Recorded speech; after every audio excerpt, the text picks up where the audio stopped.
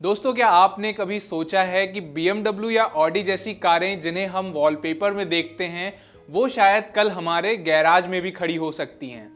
जी हाँ, भारत और यूरोपीय यूनियन के बीच 18 साल से अटकी एक ऐसी ऐतिहासिक डील जिसे मदर ऑफ ऑल डील्स कहा जा रहा है अब फाइनल हो चुकी है और इसका सबसे बड़ा असर पड़ने वाला है आपकी ड्रीम कार की कीमत पर। क्या सच में 1 करोड़ की कार 60 लाख में मिलेगी? क्या भारत की लग्जरी कार कंपनियों का खेल खत्म होने वाला है? आज के इस वीडियो में हम पूरी डील को डिकोड करेंगे, तो चलिए देर किस बात की, शुरू करते हैं। तो दोस्तों, खबर यह है कि भारत और यूरोपीय यूनियन ने अपनी फ्री ट्रेड एग्रीमेंट यानी FTA की बातचीत पूरी कर ली है। इस डील की सबसे बड़ी बात यह है कि इंपोर्टेड कार पर लगने वाला टैक्स यानी कस्टम ड्यूटी को अब तक के सबसे निचले स्तर पर ले जाया जाएगा।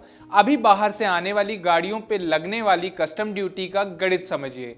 अगर आप यूरोप से कोई कार मंगवाते हैं तो उस पर 70% से लेकर 110% तक टैक्स लगता है, लेकिन इस डील के तहत ये ड्यूटी 110% से घटाकर धीरे धीरे 10% तक लाने का फैसला हुआ है। लेकिन रुकिए, ये डील ऐसी नहीं है जो कल सुबह से लागू हो जाएगी। इसमें एक फेज प्लान यानी चरणबद्ध तरीके को फॉलो किया जाएगा। शुरुआत में ड्यूटी 40% के आसपास आएगी और फिर 5 से 7 सालों में घटकर 10% हो जाएगी। चलिए इसे एक उदाहरण के जरिए समझते हैं।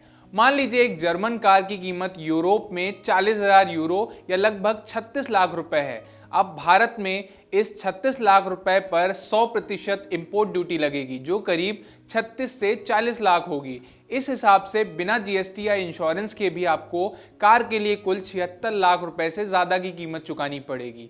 वहीं डील लागू होने के बाद कार की कीमत 36 लाख होगी, जिस पर नई कस्टम ड्यूटी जो कि 100% से घटाकर 40% हो जाएगी के बाद 14.4 लाख लगेगी, जिसके बाद कार की कीमत करीब 50.4 लाख के आसपास होगी, यानी सीधा 25 से 26 लाख का फर्क। सुनने में तो बहुत अच्छा लग रहा है ना?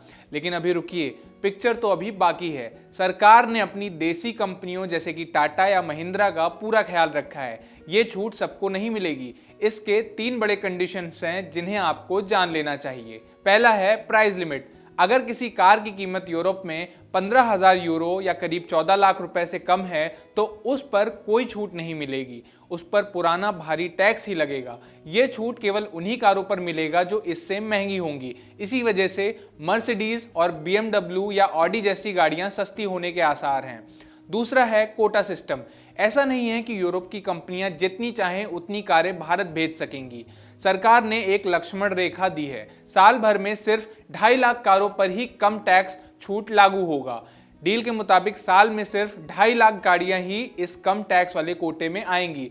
इसका मतलब ये है कि साल की शुरुआत में जो कंपनियां अपनी गाड़ियां पहले इंपोर्ट या आयात कर लेंगी उन्हें तो कम टैक्स का फायदा मिल जाएगा, यानी पहले आओ पहले पाओ वाली स्कीम। सबसे जरूरी बात, इलेक्ट्रिक व्हीकल्स या EVs को इस छूट से अगले 5 सालों के लिए बाहर रखा गया है। क्यों? ताकि Tata curve EV, Mahindra B जैसी गाड़ियां टेस्ला या यूरोपीय गाड़ियों से पिट ना जाएं। सरकार अपने EV बाजार को प्रोटेक्ट कर रही है। तो अब सवाल है किन गाड़ियों के अच्छे दिन आने वाले हैं।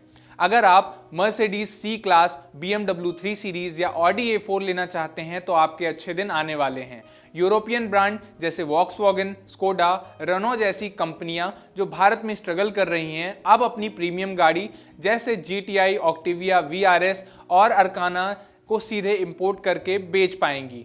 चूंकि ये डील मास मार्केट यानी सस्ती कारों और EVs पर लागू नहीं है, इसलिए हमारी देसी कंपनियों को कोई बड़ा खतरा नहीं है।